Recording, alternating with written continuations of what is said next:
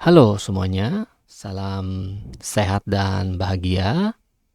Di kesempatan yang berbahagia ini kita akan sama-sama melihat bagaimana pengelolaan kinerja untuk guru yang akan kita lakukan di tahun 2025. Jadi di tahun 2025 akan ada perubahan sedikit bagaimana cara kita mengisi pengelolaan kinerja kita. Pengisiannya masih menggunakan aplikasi yang ada di platform Merdeka Mengajar. Namun ada beberapa perubahan yang dilakukan dalam pengelolaan kinerja tahun 2025, yaitu pengelolaan dibuat sederhana dan lebih bermakna. Apa saja perubahan yang terjadi? Yang pertama adalah sebelumnya kita mengenal adanya poin pengembangan kompetensi.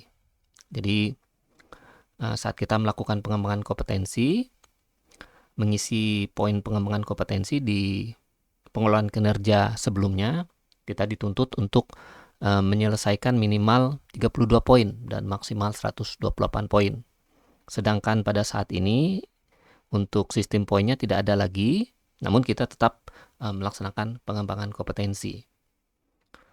Kemudian yang kedua perubahannya adalah kalau dulu kita harus menyertakan bukti dukung berupa unggah dokumen yang ada di sistem, bisa berupa sertifikat ataupun SK.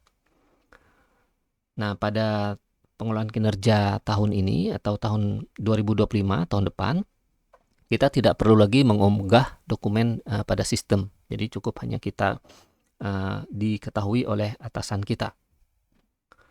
Kemudian perubahan berikutnya, kalau dulu kita melakukan pengelolaan kinerjanya per semester atau per periode, jadi kalau dulu kita lakukan 2 kali dalam setahun, namun pada tahun 2025 ini cukup hanya dilakukan sekali dalam setahun. Jadi kita hanya melakukan di bulan Januari perencanaan dan mengakhirinya di bulan Desember ya pengelolaan kinerjanya.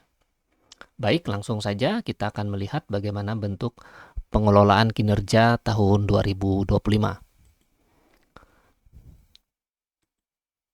Oke, tampilan awalnya seperti ini, masih sama seperti tampilan pengelolaan kinerja tahun 2024. Hanya saja di sini untuk periodenya sudah 1 tahun penuh, yaitu Januari sampai Desember 2025. Baik, langsung saja kita coba melihat mulai perencanaan kinerja. Kita pilih mulai di sini. Dan saat memulai sama juga, kita akan harus memastikan cek data diri kita apakah sudah benar atau tidak. Jika belum benar, kita bisa melakukan edit di sini.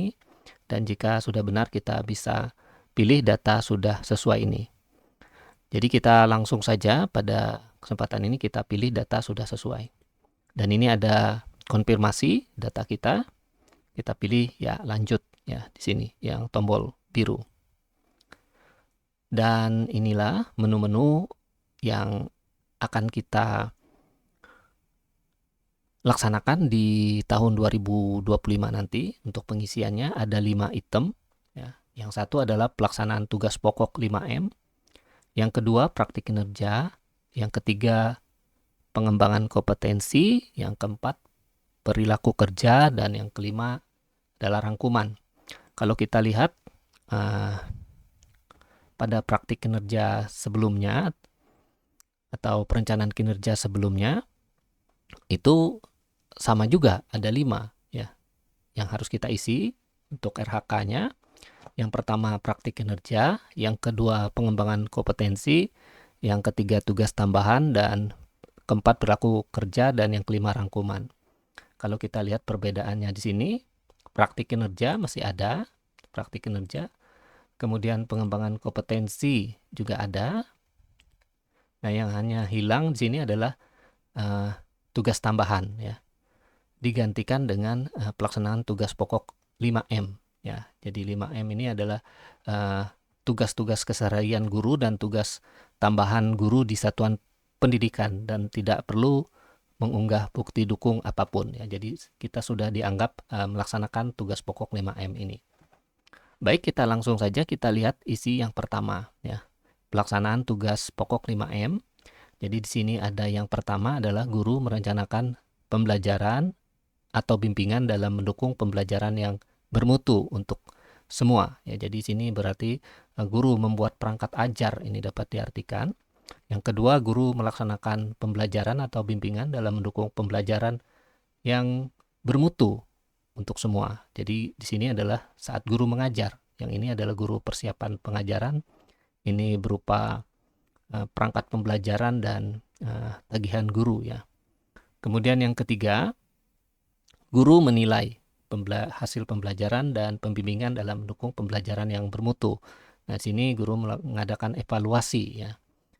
Kemudian yang keempat, guru membimbing dan melatih peserta didik dalam mendukung pembelajaran yang bermutu. Nah, ini guru melakukan bimbingan ya, bimbingan terhadap anak dalam mendukung pembelajaran yang bermutu.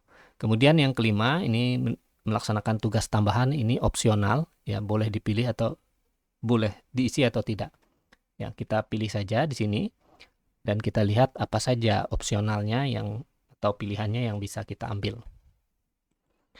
Kalau kita dilihat di sini, tugas-tugas tambahan yang bisa kita masukkan adalah yang pertama sebagai wakil kepala sekolah, kemudian yang kedua adalah wali kelas, kemudian sebagai kepala perpustakaan, kemudian sebagai ketua program keahlian, kemudian tugas tambahan juga kepala laboratorium atau bengkel atau unit produksi atau teaching factory, kemudian sebagai koordinator bursa kerja khusus, kemudian ketua lembaga sertifikasi profesi, kemudian sebagai asesor lembaga sertifikasi profesi pihak pertama, kemudian sebagai pembina OSIS, kemudian sebagai pembina ekstrakurikuler, sebagai piket, guru piket, kemudian sebagai penilai atau asesor PKG atau penilaian kinerja guru,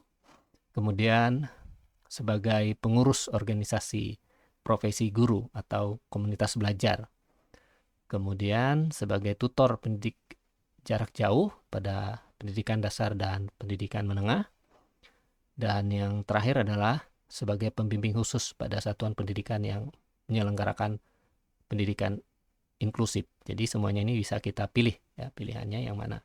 Oke, kita pilih saja yang pertama sebagai wakil kepala sekolah. Kemudian kalau sudah ini kita tambahkan, kita bisa langsung masuk ke praktik kinerja. Nah, di praktik kinerja ini sama saja, hampir sama saja isiannya seperti pengelolaan kinerja sebelumnya, di mana di sini ada direkomendasikan sesuai dengan rapor pendidikan apa yang kita bisa pilih ya tentang dimensi-dimensi yang ingin kita kembangkan ya.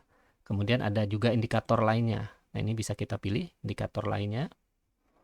Indikatornya masih sama seperti yang dulu, tidak ada perubahan. Jadi dengan 2024 tidak ada perubahan ya. Kita bisa langsung pilih saja indikator yang kita inginkan, misalnya keteraturan suasana kelas.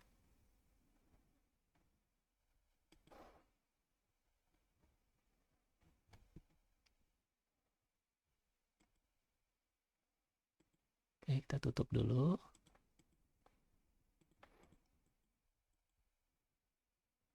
Oke, baik. Kita pilih, kalau sudah kita pilih indikatornya, kita bisa langsung ke pengembangan kompetensi. Nah, di pengembangan kompetensi, kita lihat kalau yang dulu pengembangan kompetensinya ini ada poinnya ya. Jadi minimal 32 poin dan ini ada RHK-nya, ada poin-poinnya. Nah, yang terbaru di sini kita lihat indikator kompetensinya ini sudah dihilangkan poin-poinnya ya. Namun apa isinya? Kita bisa melihat yang pertama adalah guru melakukan kegiatan pengembangan kompetensi berdasar indikator lingkungan pembelajaran yang aman bagi peserta didik. Kemudian pengembangan kompetensi berdasar indikator pembelajaran efektif. Kemudian pengembangan kompetensi berdasar indikator asesmen, umpan balik, dan pelaporan yang berpusat pada peserta didik. Kemudian pengembangan kompetensi berdasar indikator kematangan moral, emosi, dan spiritual untuk berperilaku sesuai dengan kode etik guru. Kemudian pengembangan kompetensi berdasarkan indikator pengembangan diri melalui kebiasaan refleksi. Kemudian pengembangan kompetensi berdasar indikator orientasi berpusat pada peserta didik. Kemudian di sini ada pengembangan kompetensi berdasar indikator berdasarkan indikator kolaborasi untuk peningkatan pembelajaran, dan di sini juga bisa sebagai pengembangan kompetensi melalui publikasi karya dalam bidang pendidikan di tingkat nasional atau internasional, dan selanjutnya ya sampai yang di bawah sini termasuk PPG juga masuk, kemudian guru penggerak juga masuk, dan pengembangan kompetensi melalui praktik magang atau praktik kerja industri. Jadi ini bisa kita pilih. Baik, kita coba pilih satu di sini. Kemudian kita langsung saja kita lanjutkan ke pengembangan kompetensi. Nah, jadi ini lebih praktis ya. Kalau dulu kita harus menyusun RHK-nya, ini banyak ya, menyusunnya ini sesuai dengan poin supaya kita mengejar lebih dari 32 poin. Nah, kemudian di sini hanya pilih satu saja tadi sudah cukup ya. Kemudian untuk perilaku kerja, kita lihat dengan yang terdahulu juga tetap sama. Tidak ada perubahan untuk perilaku kerja. Tetap sama, ada aspek berorientasi pada layanan. Ini kita bisa pilih. Kemudian akuntabel, kompeten, harmonis, loyal, adaptif, kolaboratif. Ini sama saja. Dan terakhir, kita bisa pilih ke rangkuman ya. Nah, ini rangkuman isian atau rencana hasil kerja kita, RHK kita yang sudah kita isi tadi. Dan jika kita sudah selesai mengisi RHK, kita pilih lanjutkan ajuan. Dan kita pilih ajukan untuk disetujui oleh kepala sekolah. Dan selesai ya. Jadi pengolahan kinerja yang akan kita laksanakan di tahun 2025 ini begitu sangat mudah dan tidak terlalu menuntut kita untuk seolah-olah kita mengumpulkan poin ya. Sesuai dengan tujuannya tadi adalah menyederhanakan pengolahan kinerja sehingga nanti guru dapat lebih berfokus pada pembelajaran dan lebih bermakna bagi guru ya. Jadi guru tidak seolah-olah dipaksa untuk mengikuti seluruh kegiatan supaya mendapatkan 32 poin tadi, dan juga diribetkan dengan administrasi untuk mengunggah dokumen pada sistem, dan lebih simpel karena hanya dilakukan sekali dalam setahun. Baik, semuanya, jadi itu dulu yang kita bisa lihat dalam prototipe pengolahan kinerja tahun 2025, dan ini sangat bagus sekali, sebuah terobosan yang sangat bagus sekali dan mempermudah guru untuk melakukan pengolahan kinerja di tahun 2025. Baik semuanya, kita akhiri video ini dan saya harap ini dapat menjadi sebuah terobosan baru dan bermakna bagi kita sebagai guru dan membantu kita untuk lebih memahami tentang pengolahan kinerja di tahun 2025. Salam sehat untuk kita semua dan bertemu kembali pada video-video selanjutnya. Jangan lupa like dan subscribe channel saya ini. Terima kasih semuanya.